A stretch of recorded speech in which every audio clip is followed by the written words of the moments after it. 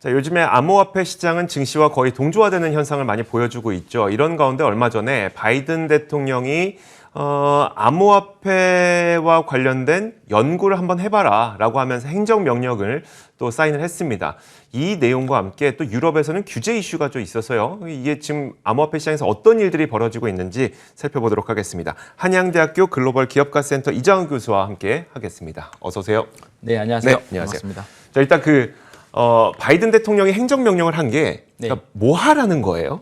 네, 이게 행정명령이 사실 작년 하반기 정도부터 약간 네네. 검토가 되어 왔었고요. 이게 지금 이제 발표가 된 건데요. 일단 시장에는 약간 긍정적인 메시지가 되긴 했는데 이게 뭐냐면 이제 바이든 대통령이 6가지 정도의 우선순위를 둬가지고 각계 부처에다가 좀 광범위한 연구를 좀 지시를 한 거죠. 네, 목적 자체는 어떤 미국 주도의 디지털 자산에 대한 리더십을 명확하게 가져가기 위해서 그런 것 같고요. 되게 신중하게 접근하고 있다고 좀 볼 수 있어요. 이 그러니까, 자산 자체가 포괄하고 있는 영역이 되게 넓다 보니까 부처 간에 좀 이견도 좀 있고 조율도 좀 맞춰야 되고 좀 그런 통합적인 좀 그런 방향에서 이런 명령들이 나온 것 같다고 좀 판단이 그러니까 저는 그 행정명령이 나왔다는 그 소식만 들었을 때는 그러면 암호화폐와 관련된 무엇을 진행하기 시작하나라는 생각을 했었는데 진행하는 것이 아니라 한번 공부해봐라.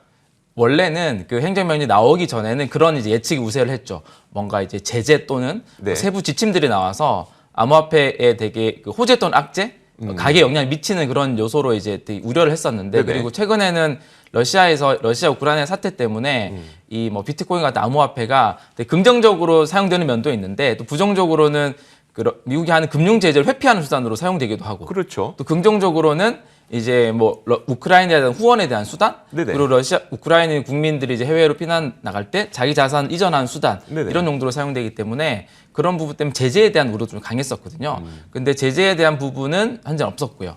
오히려 이제 이 자산에 대해서 미국이 정말 제대로 가져가겠다라는 의지를 다시 한번 볼 수 있었고 그러기 위해서는 좀 명확한 그 폭넓은 연구들이 좀 필요하잖아요.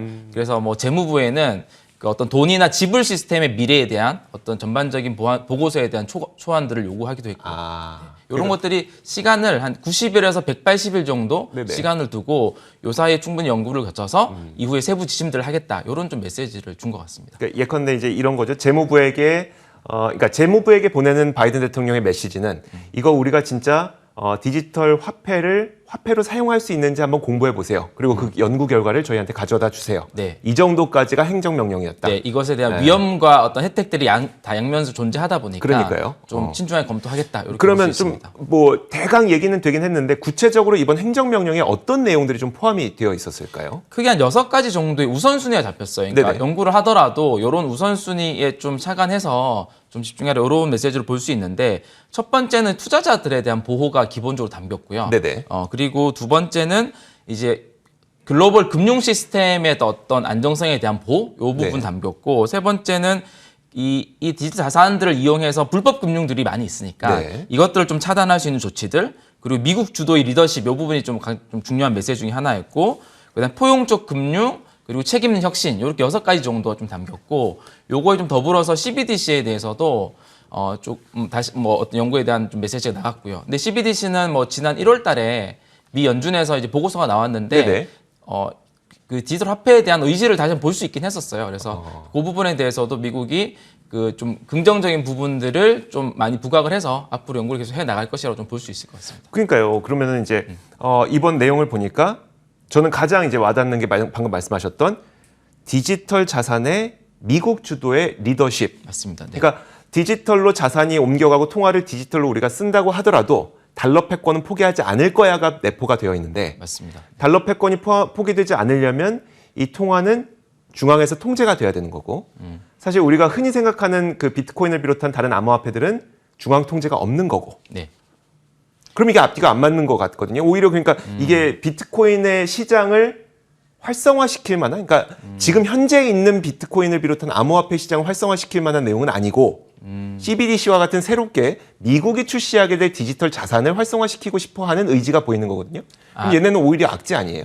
그렇게 볼 수도 있는데 그렇지 않습니다, 실제로. 미국에서 만드는 중앙은행 디지털 화폐는 그것대로 명확히 가는 거고요. 우리 민간화폐라고 부를 수도 있죠. 뭐 비트코인과 같은 화폐들을 이런 화폐들을 없앨 수가 없거든요. 기본적으로 없앨 수 없다면 제도권 안으로 명확히 받아들이겠다. 세금 거두고 걷고 어떤 이제 이것을 활용해서 불법 금융하는 것들을 가능한 범위 안에서는 좀 제한을 하겠다 이런 네. 거고요. 중국이 작년에 보였던 이 제도와는 좀 명확한 차이가 있는 거죠. 중국 같은 경우는 아예 차단을 시켰죠. 그렇죠. 채굴 금지, 거래소를 뭐 자국 밖으로 이제 보내고 폐쇄를 하고. 근데 이게 뭐 어쩔 수 없는 그 어떤 체제에 대한 좀 부분도 있고요. 네, 그렇게 좀 이해할 수 있을 것 같습니다. 알겠습니다. 그러니까 결국은 만약에 이제 연구를 통해서 CBDC, 그러니까 그 미국의 중앙은행이 통제할 수 있을 만한 디지털 자산을 만드는 것도 어떤지 한번 보고, 그리고 지금 현재 현존하는 다른 암호화폐들을 미국의 통제하에 놓을 수 있는지도 한번 보고 이런 것들을 한번 보자라는 네, 거네요. 알겠습니다. 그렇게 좀 이해하면 좋을 것 같아요. 반면에 유럽에선 규제를 하고 있다고 하는데 유럽에서 규제는 어떤 내용이에요? 그 유럽에도 보면 이제 미카라고 해서 가상자산 관련 법규가 네네. 있거든요. 여기에 이제 이번에 최종안에 담긴 이제 항목들이 그 POW라고 하는 것을 금지하는 항목이에요. 네네. POW가 뭐냐면 작업 증명인데 네네. 그 비트코인과 같은 이제 블록체인 네트워크들이 전기를 활용해서 네. 네트워크 유지가 되거든요. 네. 그 방식을 이제 POW 방식이라고 그래요. 그렇게 되면 이게 만약에 이제 의회가 통과하게 되면 정말 유럽 쪽에서는 비트코인 채굴이나 이런 사업들을 2025년도부터는 굉장히 제한받고 할 수 없는 상황에 놓이는데 이게 최종안에 포함돼서 되게 우려가 있었는데 시장에서 네. 이제 의회에서 이게 부결이 났어요.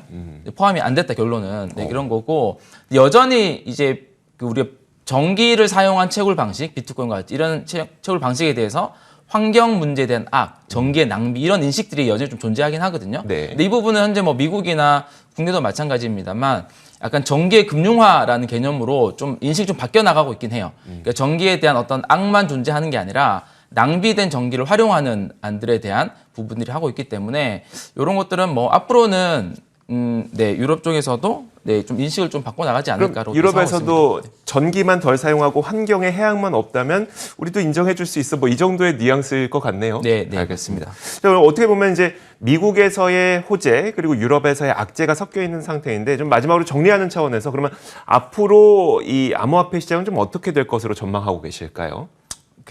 네, 앞으로 같은 경우는 네, 뭐 미국 같은 경우는 아무래도 확실히 이제 제도권을 받아들이는 모습들이 네. 있으니까 뭐 이제 세금부터 해가지고 다양한 제재들이 많이 나올 것 같고요. 그리고 뭐 러시아 사태 때문에도 이런 부분들이 많이 부각받고 있어서 좀 그렇게 좀 관련해서 볼 수 있을 것 같습니다. 그러면 이제 우리가 지금 끝으로 염두에 둬야 될 시장의 어떤 이슈라든지 이런 부분을 정리해 주시면 어떨까요? 지금 뭐 국내 같은 경우는 이제 3월 25일부터 네네. 우리가 트래블 룰이라고 하는 게 적용을 받거든요. 네, 적용받게 되면 이게 일반 유저들은 이제 개인 지갑으로의 전송이 뭐 당분간 국내 거래소에서 본인 사용하는 개인 지갑 전송이 힘들 수도 있습니다. 네네. 그런 부분들이 적용되기 때문에 뭐 투자자분들은 관심 가지면 좋을 것 같고요. 그리고 당장 이번 주에는 내일 이제 FOMC 회의가 예정되어 네네. 있잖아요. 여전히 우리 비트코인이라는 자산이 뭐 투자 자산으로 여겨지기 때문에 금리 인상이 시장에 뭐 예상보다 또 막 갑자기 올라간다거나 다른 이슈들이 나올 때 가격 변동성이 좀 있을 수 있다라는 거 이런 것도 좀 관심 갖고 보면 좋을 것 같습니다. 네, 알겠습니다. 자, 이렇게 저희가 얼마 전에 바이든 대통령의 행정명령이 있어서 과연 이게 어떤 내용인지 정말 암호화폐 시장의 긍정적인 내용인지 한번 이분과 함께 직접 살펴봤습니다. 한양대학교 글로벌 기업가센터 이장우 교수와 함께 이야기 나눠봤습니다. 고맙습니다. 네, 감사합니다.